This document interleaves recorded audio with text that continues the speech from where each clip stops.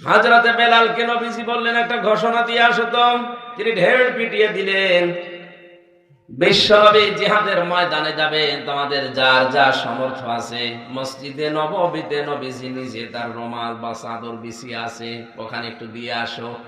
সাহাবীরা যা পারে সে দিচ্ছে। হযরত ওমর তার সম্পদের 2 ভাগের 1 ভাগ দিয়ে দিয়েছে। হযরত ওসমান তার সম্পদের 3 ভাগের 1 ভাগ দিয়ে দিয়েছে। আবু বকর সিদ্দিক রাদিয়াল্লাহু তাআলা আনহু বাড়ি থেকে বের হবেন, যতটুকু সম্পদ ছিল ততটুকু তো নিয়েছে। চুলার ভেতরে কিছু ছাই ছিল, ওগুলো তিনি স্ত্রীকে বললেন যে বেঁধে দাও। তার স্ত্রী রোমানা রাদিয়াল্লাহু তাআলা আনহা ডাক দিয়ে বলে, স্বামী একটু দাঁড়ান। ঘরের ভেতরে গিয়ে বিছানার উপরে যে খেজুরের পাতার পাটি পাড়া ছিল, ওইটা তুলে নিজের শরীরে জড়ালেন। পরনের কাপড়টা খুলে ভাঁজ করে স্বামীকে দিয়ে বললেন, বেলাল ঘোষণা দিয়েছে নবীজি নিজে তার চাদর বিছিয়ে বসে আছে, কিছু না কিছু দেওয়া লাগবে। আমার তো সেরকম কিছুই নেই, চাদরটা আমার এই শাড়িটা নিয়ে যাও, বিশ্ব নবীর কাছে চুরি করে দিয়ে দিও। সাহাবায়ে কেরাম জিহাদের ময়দানে হয়তো অনেক সময় ক্ষত বিক্ষত হবে, ব্যান্ডেজ করার জন্য পুরাতন কাপড় লাগে, আমার এটা ছিঁড়ে কাজ চালাবে। বিশ্বনবীর পেছনে বসে হযরতে আবু বকর দিয়ে দিলেন। হঠাৎ নবীজি আকাশের দিকে তাকিয়ে দেখে লক্ষ লক্ষ ফেরেশতারা হযরতে জিবরাইল সহ নামছে, সবার পরনে খেজুর পাতার পাটি। নবীজি ডাক দিয়ে বলে, জিবরাইল এ দৃশ্য কি, কি অবস্থা তোমাদের? ফেরেশতা বলে, ইয়া রাসূলুল্লাহ, আপনি কি আবু বকরের ঘরের খবর জানেন? বলে, কই কিছুই তো বলে না আমারে। আজকের এই ময়দানে কে কি দিয়েছে আপনি একটু খবর নেন তো। বিশ্বনবী জিজ্ঞাসা করলেন, ওমরকে, আব্দুর রহমান বিন আউফকে, ওসমানকে, আলীকে, সবাই যার যার মতো করে বলেছে। আবু বকর ডাক দিয়ে বলে, ইয়া রাসূলুল্লাহ, আমার বাড়িতে জাগতিক সম্পদ বলতে যা বোঝায় আর কিছুই নেই। আমি শুধু আল্লাহ এবং রাসূলের নাম রেখে এসেছি। আমার বাড়িতে এখন আল্লাহ আর নবীর নাম ছাড়া কিছুই নেই। সোলার ছাই পর্যন্ত আমি নিয়ে এসেছি, ব্যান্ডেজের কাজে লাগবে এই বলে। নবীজি বললেন, আবু বকর, হয়নি। জিবরাইল আমাকে যেটা দেখিয়েছে এটার সাথে তো মেলে না, বলো দেখি আর কোনো গোপন রহস্য আছে কিনা। সিদ্দিক আকবর বলে, ইয়া রাসূলুল্লাহ, আমি আসার সময় আমার স্ত্রী উম্মে রোমানা তার নিজের পরনের শাড়ি পর্যন্ত খুলে ভাঁজ করে প্যাকেট করে আমাকে দিয়েছে, যেন সাহাবীদের ক্ষত বিক্ষত জায়গায় পুরাতন কাপড় হিসাবে ব্যান্ডেজে কাজে লাগে। খেজুর পাতার পাটি পড়ে আছে, সেরকম পোশাক আর ঘরে নেই। জিবরাইল বলে, ইয়া রাসূলুল্লাহ, এই কাজটা আল্লাহর এত বেশি পছন্দ হয়েছে, আজকের এই দিনে আসমান জমিনে যত ফেরেশতা আছে আল্লাহর কাছে আজকের দিনের জন্য সব ফেরেশতাদের পছন্দনীয় পোশাক হচ্ছে এই খেজুর পাতার পাটি। কোথায় মর্যাদা তাদের আপনি খেয়াল করেন। নবীজি কিন্তু বলতে পারতেন যে এই যে রেখে গেলাম, একে যদি মেনে চলো তোমরা জান্নাত পেয়ে যাবে, পথ হারাবে না, বলেন নাই? বিবেকের কাছে আপনার প্রশ্ন আসা দরকার। এত বড় বড় তারকা স্টার জান্নাতের সার্টিফিকেট জিন্দা অবস্থায় যাদের নবীজি হাতে ধরিয়ে দিলেন, তাদের জন্য যদি নবী না বলেন তা আমি কাকে আনতাছি মানছি। এই জন্যই তো হাদিসটার ব্যাখ্যায় বলতে গিয়ে জানিয়েছি, কোরআন যেখানে নেই ওইরকম দল, ওইরকম দরবারে যদি কেউ জেনে শুনে যায়, যদি ভালো হওয়ার নিয়তেও যায়, আমার আল্লাহ নিজে দায়িত্ব নিয়ে তাকে গোমরা বানিয়ে দেয়। আমরা এখন থেকে সাবধান হব ইনশাআল্লাহ। দরুদ আর সালাম পড়ছি আমাদের নবী মুহাম্মদুর রাসূলুল্লাহ সাল্লাল্লাহু আলাইহি ওয়াসাল্লামের প্রতি, যারা আদর্শ পেয়ে আমরা খুশি না বেজার? নবীজি জানিয়েছেন, মান সাল্লা আলাইয়া ওয়াহিদান সাল্লাল্লাহু আলাইহি আশরা, কেউ যদি আমার উপরে একবার দরুদ পড়ে মহান আল্লাহ তার দিকে 10 বার নিজের দৃষ্টি দিয়ে তাকিয়ে থাকে। কেউ যদি আল্লাহর রহমতের একটা দৃষ্টি পায় সে জান্নাতে যাবে, মাস্ট বি যাবে। আর এখানে আছে আশারা 10 বার আল্লাহ তাকাবে তার দিকে। কি পড়লে? দরুদ। বলেন বলেন। নবীজি বলেন লক্ষ লক্ষ টাকা খরচ করে বিভিন্ন প্রান্ত থেকে মদিনাতে এসে আমার কবরের পাশে দাঁড়িয়ে যখন মানুষেরা সালাম দেয় আমি শুনি এবং উত্তর দিয়ে দেই। কিন্তু আমার কিছু গরিব উম্মত পৃথিবীর বিভিন্ন প্রান্তে ছড়িয়ে আছে, যাদের লক্ষ লক্ষ টাকা নিয়ে আসতে পারে না। ওরা যদি মন থেকে আমার কাছে সালাম পাঠায়, ফেরেশতারা ওইটা নিয়ে তাদের গ্রামের নাম, বাবার নাম, মায়ের নাম বলে আমি নবীর কাছে শোনাতে থাকে। আমি শুনি আর উত্তর দেই।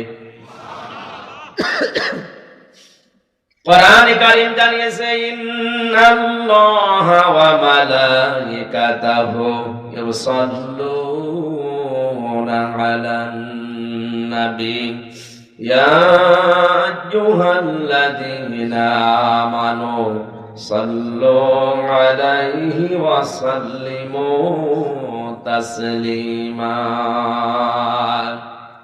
সূরা আহজাবের 56 নম্বর আয়াতে আল্লাহ বলেন অবশ্যই আমি আল্লাহ নিজে এবং আমার যত ফেরেশতা আছে সবাই, মালাকুন এক বচন, মালাইকা বহু বচন, কোন ফেরেশতা বাদ থাকে না।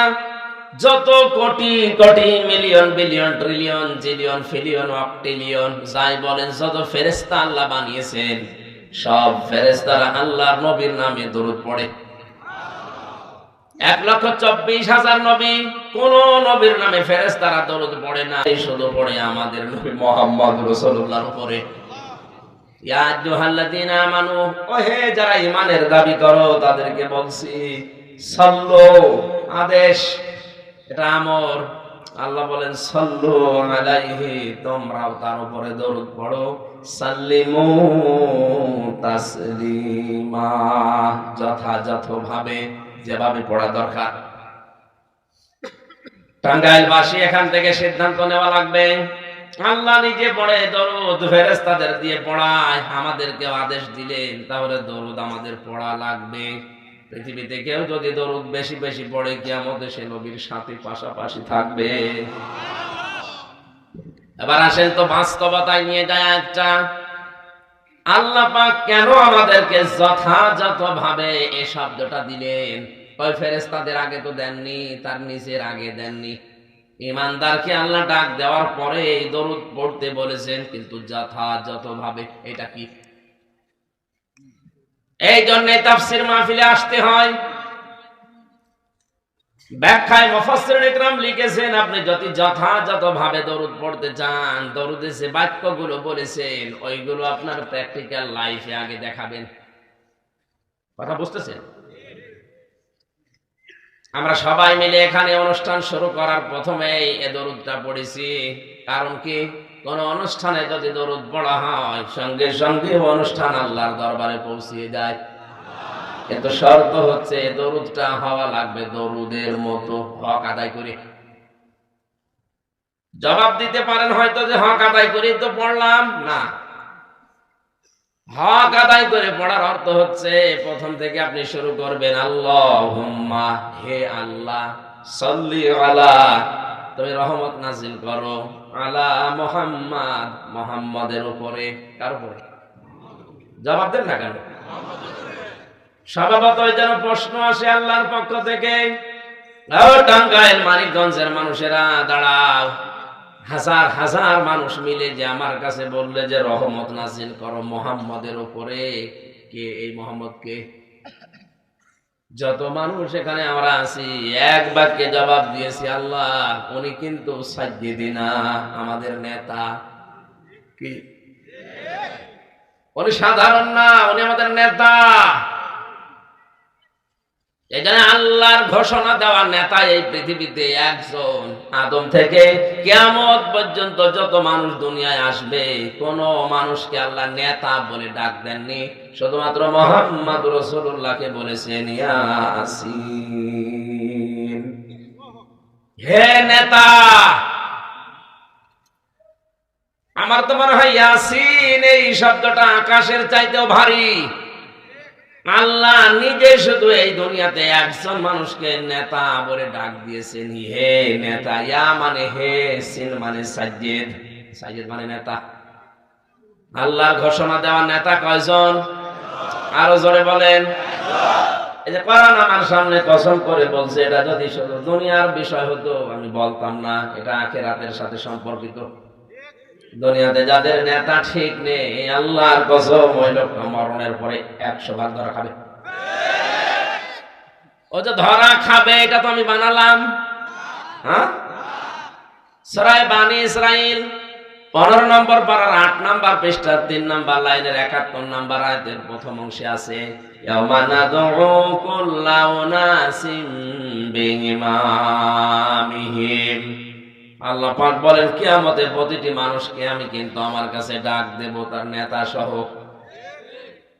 আপনার কি মনে হয় আপনি যে নেতার আদর্শ মেনে চলেন, যার পেছনে আপনি চলেন, কিয়ামতে ওকে আল্লাহ আগে ডাকবে এরপরে আপনাকে? বলেন তো, ওরে দেখে যদি আল্লাহর রাগ হয়ে যায় তা আপনার থাপড় দেবে না? আমি হাসির খোরাকি দেওয়ার জন্য বলি নাই। এত শক্ত কথা বলার পরেও যদি কোনো মানুষের ভেতরে উতাল পাতাল তৈরি না হয়, ওর বিবেক যদি নাড়া না দেয়, আমার মনে হয় ওর বিবেকের উপরে কুকুরে পোশাক করিস। ঠিক এরা দরুদ পড়ছে যারা যথাযথভাবে হক আদায় করে, কি ঠিক করা লাগবে? প্রথমে সাজ্জেদিনা, আমাদের নেতা। এই জন্যই তো স্লোগানে বলা হয় তোমার নেতা আমার নেতা। দ্বিতীয় শব্দটা তো আরো কঠিন। দ্বিতীয়তে বলা হচ্ছে হে আল্লাহ, উনি আমাদের শুধু নেতা না, উনি মাওলানা। মাওলানা মানে আমির হামজা কি? মাওলানা মানে অভিভাবক, পথ প্রদর্শক, গাইডলাইন দাতা। এ দুনিয়াতে জান্নাতের পথ যিনি আমাদেরকে দেখিয়েছেন তিনি আমাদের মাওলানা মুহাম্মাদুর রাসূলুল্লাহ। তার কাছ থেকে বাদ দিয়ে আপনি কার কাছ থেকে পথ নিচ্ছেন আমার তো বুঝে আসে না। আমরা যাব এইদিকে, এরপরে আরো অনেকগুলো শব্দ আছে। দরুদের শব্দগুলো যদি আমরা যথাযথভাবে প্র্যাকটিক্যাল লাইফে, বাস্তব জীবনে মিলিয়ে পড়তে পারতাম, 14 বার দরুদ পড়া দরকার ছিল না। এক দরুদে আল্লাহ 10 বার তাকিত। 10 বার তাকাতো না? আর দরুদ পড়ে যাচ্ছে, আল্লাহ আমাদের দিকে তাকানো তো দূরের কথা, বরফ কেউ করে না। কারণ আমাদের দরুদের সাথে বাস্তবতা কোনো মিল নেই। আমাদের সাইয়েদিনা ঠিক নেই, মাওলানা ঠিক নেই, আন্দাজে দরুদ পড়ে যাচ্ছি চামড়ার মুখ দিয়ে। যেন আশা করছি আমরা যথাযথভাবে হক আদায় করে পড়বো। বলেন আমিন। তেলাওয়াত করেছি সূরা দুখান, 4টা আয়াত। আমার যতটুকু জ্ঞান আছে কোরআনে কারীমের উপরে 5টা আয়াতের উপরে, আমি যদি এই 5টা আয়াত নিয়ে তাফসীর আকারে কথা বলতে শুরু করি, দিন যত যাবে কোরআনে নতুন নতুন তথ্য আপনি বের করতে পারবেন। দেখি আমরা আজকে কিছু ডেলিভারি দিতে পারি কিনা। জবান খুলে আগে পড়েন কোরআনের এই আয়াত, আউযু বিল্লাহি মিনাশ শাইতানির রাজিম, বিসমিল্লাহির রহমানির রহিম, হামিম ওয়াল কিতাবিল মুবিন, ইন্না আনজালনাহু ফি লাইলাতিন মুবারাকাহ, ফি লাইলাতিন মুবারাকাতিন ইন্না কুন্না মুনদিরিন, ফিহা ইফরাকু কুল্লু আমরিন হাকীমিন আমরাম মিন ইনদিনা, ইন্না কুন্না মুরসিলিন।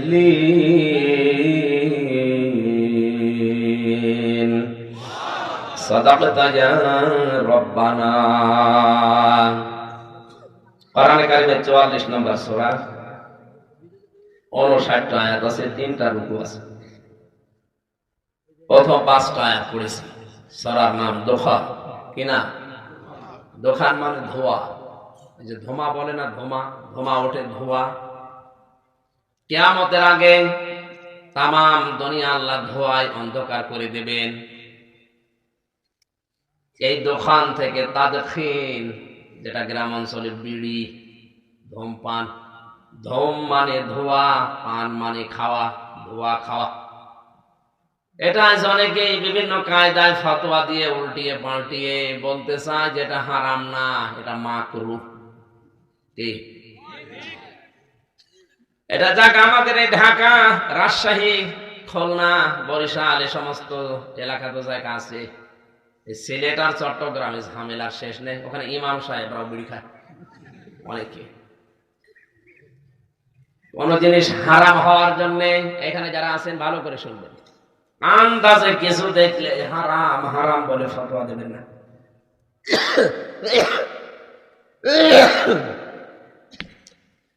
কোন জিনিস হারাম হওয়ার জন্য শর্ত 3টা। কয়টা? আগে দেখবেন এর ভেতরে 3টা শর্ত পাওয়া যায় কিনা। 1 নম্বরে ওটা নাপাক হওয়া লাগবে। কি হবে? 2 নম্বরে ওটা ক্ষতিকর হওয়া লাগবে। 3 নম্বরে ওটা অশ্লীল হওয়া লাগবে। পৃথিবীর যে কোন জিনিস হারাম যদি আপনি ঘোষণা দিতে চান, এই 3টা বিষয় ভেতরে থাকতে হবে। এটা একটা থিওরি, মনে রাখলে দুনিয়ার যে কোনো বিষয় আপনি জানতে পারবেন এটা হারাম না হালাল। আর একটা কথা মনে রাখেন, হারাম কিন্তু নির্ধারিত কয়েকটা জিনিস মাত্র, আর হালাল এ নির্ধারিত না। হারাম কয়েকটা বাদ দিলে পৃথিবীতে যা আছে সবই হালাল। এটা বুঝতে পেরেছেন?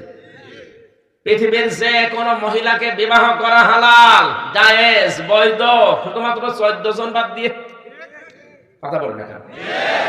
শুধু বাংলাদেশে না, তামাম দুনিয়ার যে কোনো মহিলাকে আপনি বিবাহ করতে পারেন, কিন্তু 14 জন বাদ দিয়ে। পৃথিবীতে এই যে পানিতে যা পাওয়া যায় সবগুলোই হালাল, কয়েকটা জিনিসের নাম আল্লাহ কোরআনে দিয়েছেন, এই কয়টা বাদ দিয়ে। পশু পাখির ভেতরে সবই খাওয়া হালাল, কয়েকটা জিনিসের নাম আছে ওইগুলো বাদ দিয়ে। পৃথিবীতে তাহলে হালাল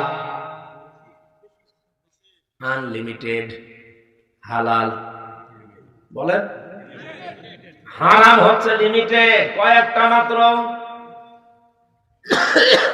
বিড়িকে হারাম বলে ফতোয়া দেওয়ার পেছনে যে 3টা কারণ ওলামায়ে কেরাম দেখাচ্ছেন।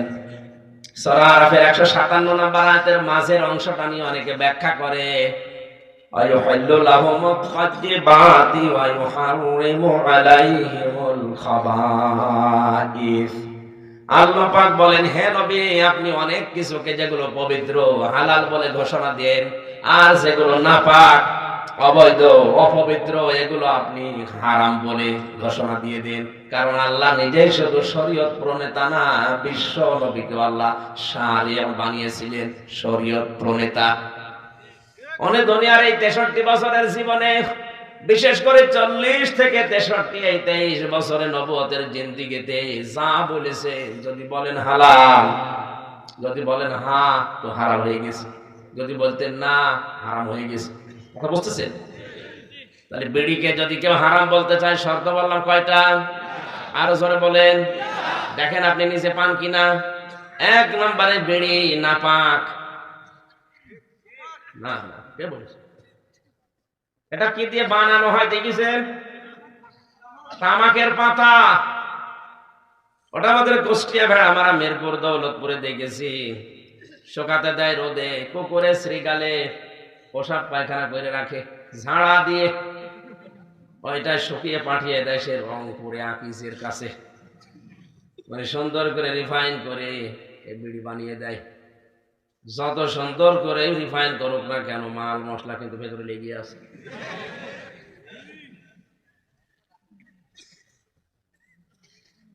তামাক পাতাটা নাপাক না, ওর পদ্ধতি এমন এমন জায়গায় নিয়ে যায়, শেষে নাপাক হয়ে যায়। একবারে আমি বলতে পারছি না, একবারে বলতে পারছি নাপাক না, কয়েকটা ধাপ আছে। তারপরে 2য় নম্বরটা কি বললাম? ক্ষতিকর কিনা এটা?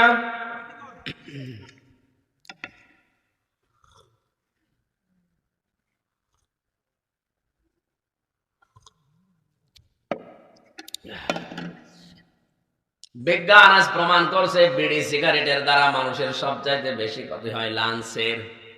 কিসের? হার্ট আপনার নষ্ট করে ফেলে।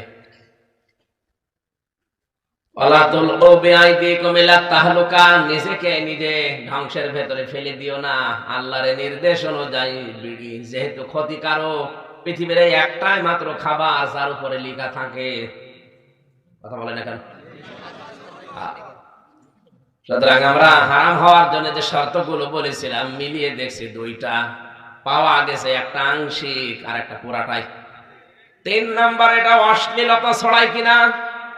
না। কি এটা কি খেলে কি মাথা হয়ে যায় মানুষ? তাহলে 3টার অন্তত একটা পাওয়া গেল যে এটা মানসিক ক্ষতি হয়, পরিবেশের ক্ষতি হয়, সামাজিক ক্ষতি হয়, সর্বোপরি অর্থের যে ক্ষতি। বাংলাদেশে প্রায় 22,000 কোটি টাকার উপরে মানুষ এই ধোঁয়া দিয়ে উড়িয়ে দিচ্ছে। এমনি গরিব দেশ, সেতু বানাতে বিভিন্ন দেশ থেকে ধার করে ঋণ করে বানানো লাগে। আর এই দেশে যদি 22,000 কোটি টাকা এভাবে আপনি ধোঁয়া দিয়ে উড়িয়ে দেন, লাভ হলে হতো কোনো লাভই নেই, সব ক্ষতি। তাহলে এই ধোঁয়া থেকে, দোকান থেকে তাদখিন, আল্লাহ রাব্বুল আলামিন এই দোকান ধোঁয়া নামে একটা সূরা দিলেন, 59টা আয়াত আছে। আমার যতটুকু জ্ঞান আমি এবার প্রবেশ করছি কোরআনে তাফসীর আকারে। হামিম এর অর্থ শুধু আল্লাহ জানে, আমাদের বোঝার দরকার নেই। কেউ কেউ বলেছে এটা নবীজির নাম। বিশ্ব নবীকে পুরা কোরআনে আল্লাহ 7টা নাম ধরে ডাক দিয়েছেন, ইয়াসিন, তাহা, মুজাম্মিল, মুদ্দাসসির, আহমদ, মুহাম্মদ, আব্দুল্লাহ। কয়টা বলেন বলেন? এর ভেতরে হামিম যেহেতু নেই, কোন কোন ঐতিহাসিক তাফসীর কারকরা বলেছে হামিম এটাও নবীজির নাম হোক, যেহেতু অর্থ আল্লাহ ছাড়া অন্য কেউ জানে না, করতেও নিষেধ করা হয়েছে, ওটা দরকার নেই। এরপরে আয়াতে আমার আল্লাহ কসম দিচ্ছেন, ওয়াল কিতাবিল মুবিন। ওয়ায়ে কসমিয়া, কিতাবের আগে আলিফ লাম নির্দিষ্ট করার জন্য, মুবিন মানে স্পষ্ট।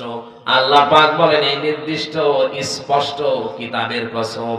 কোরআন শরীফ এটা স্পষ্ট না অস্পষ্ট? স্পষ্ট বললেন কারা আন্দাজে বলেছেন? এখানে কয়েকজন আলেম বাদ দিয়ে বাকি যারা বসে আছে সবার কাছে এই কোরআন এই ধোঁয়াশার মতো। এক কথা বলে না, আপনার কাছে স্পষ্ট কোরআন, একটা শব্দের অর্থ বলতে পারবেন? নরসেনদের গিরিশচন্দ্র সেন বেটা হিন্দুর চাইতেও আমরা আজ পিছিয়ে পড়ে আছি কোরআনের ব্যাপারে। এই লোকটা তাফসীর পর্যন্ত লিখেছে, বাংলা অর্থ এই বাংলাদেশে যারা প্রথম করেছে তার ভেতরে সে একজন। ঐতিহাসিক আমির আলী বসুমিয়া সর্বপ্রথম কোরআনের বাংলা করে সূরা ফাতিহা। এরপরে এই গিরিশচন্দ্র সেন পড়া কোরআন শরীফের আমপারাটা করে প্রথমে, এরপরে আস্তে আস্তে তাফসীর লিখেছে। আপনি হিসাব করেন, তাফসীর লিখতে হলে কমপক্ষে এক একটা শব্দের 33টার উপরে অর্থ আপনার জানা থাকা লাগবে, না তো পারবেন না। কথা বলতেছে, আপনি একটা শব্দের মনে করেন একটা অর্থ শুধু জানেন, কিন্তু ওই শব্দের অর্থটা কোরআনে আল্লাহ ওই অর্থে ওই জায়গায় দেয়নি। যেমন দরাবা মানে মারা, আঘাত করা, এটা শব্দের একটাই অর্থ আপনি জানেন, অথচ দরাবা শব্দের এমনও জায়গা আছে যেখানে মারা অর্থ নেই, ওখানে আছে সফর করা। এমনও জায়গা আছে যেখানে দরাবা মানে দৃষ্টান্ত দেওয়া, উদাহরণ দেওয়া। দারাবাল্লাহু মাসালান লিল্লাযীনা আমানু মারাতা ফিরআউন। আল্লাহ পাক এখানে দারাবা দিয়ে মারা না, সফর করা না, উদ্দেশ্য হচ্ছে দৃষ্টান্ত দেওয়া, উদাহরণ দেওয়া। আপনি একটা শব্দের একটা অর্থ মুখস্থ করে বসে আছেন, কোরআনে এই জায়গায় যদি ওটা অর্থ করেন, অর্থ কি হবে? পাল্টিয়ে যাবে। কি হবে?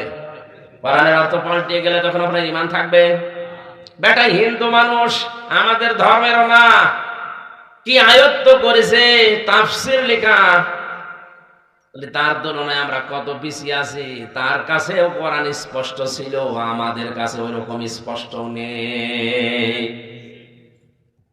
এখানে দুই ধারে দুইজন বসে আছে, ওনারা সহ আমি হামজা সহ যত আলেম যত জ্ঞানী গুণী বসে আছে কেউ বুকে হাত দিয়ে বলতে পারবেন না পুরা কোরআনের প্রতিটি শব্দের অর্থ আমার জানা আছে? পারবেন? কেউ পারবে?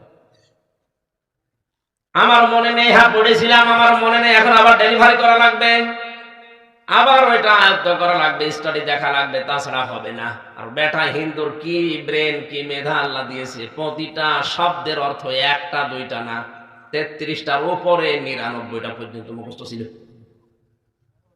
তাহলে আপনি যে বললেন কোরআন স্পষ্ট, তো আপনার কাছে না, ও গিরিশচন্দ্র সেনের কাছে হতে পারে। এই জন্য কোরআনের কাছে যারা আসতে চায়, কোরআন বুঝে ফেলে, তারা কিন্তু আর গোপনে থাকতে চায় না, তারা তখন ওপেন হতে চায়, তারা স্পষ্টবাদী হতে চায়। অথচ দেশে অনেক আল্লাহওয়ালা মানুষ আমরা দেখি বুজুর্গ বলে দাবি করে, তাহাজ্জুদ পড়ে, বলে হুজুর দিনকাল ভালো না, দোয়া করেন, গোপনে আসি। গোপনে আসি মানে দিনকালকে 1500 বছর আগে আর ভালো ছিল, তখন তো করাত দিয়ে ছিঁড়ে ফেলতো, চামড়া গোশত সব আলাদা করে করে শরীর থেকে খসিয়ে নিত, জীবিত মানুষকে গরম তেলের ভেতরে ঢেলে দিত। কথা বলেন না কেন? তার তুলনায় এখন কি অবস্থা আরো খারাপ না ভালো? আপনি কোন কারণে কথা বলেন হুজুর দিনকাল ভালো না, দোয়া করেন, গোপনে আসি? গোপনে আসি মানে কি? এই পৃথিবীতে যারাই কোরআনের কাছে এসেছে তারা আর গোপনে থাকতে চায়নি। তাকান হযরত ওমরের দিকে, যেই দিনই কোরআনের কাছে এসেছেন বলেছেন, হে নবী অনুমতি দেন, কোরআনের পক্ষে আমি প্রকাশ্য একটা মিছিল দিয়ে আসি। আর আমাদের জন্মের পর থেকে 70 বছর হয়ে যাচ্ছে, ওরা এখনো গোপনই কাটছে না, তো কবে প্রকাশ হবে? আজ আমরা প্রকাশ হতে পারি না কোরআনওয়ালা মানুষগুলো, এই জন্য জমিন ফাঁকা পেয়ে জালেমরা মন মতো চালাচ্ছে। ওরা শিক্ষা ব্যবস্থায় হাত দেয়, ওরা আজ অর্থনীতিতে হাত দেয়।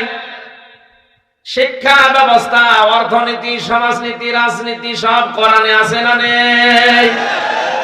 আমরা যত গোপনে আছি বলে পেছনে চলে যাই, জায়গাটা ফাঁকা হয়ে যায়, জমিনে তখন জালেমরা মন মতো আমাদের উপরে ছড়ি ঘোরায়। এই জন্যই তো এখন দেখেন সিলেবাসে যা পড়াশোনা, এভাবে যদি চলতে থাকে আগামী 10 বছরের ভেতরে জারজ দিয়ে ভরে যাবে।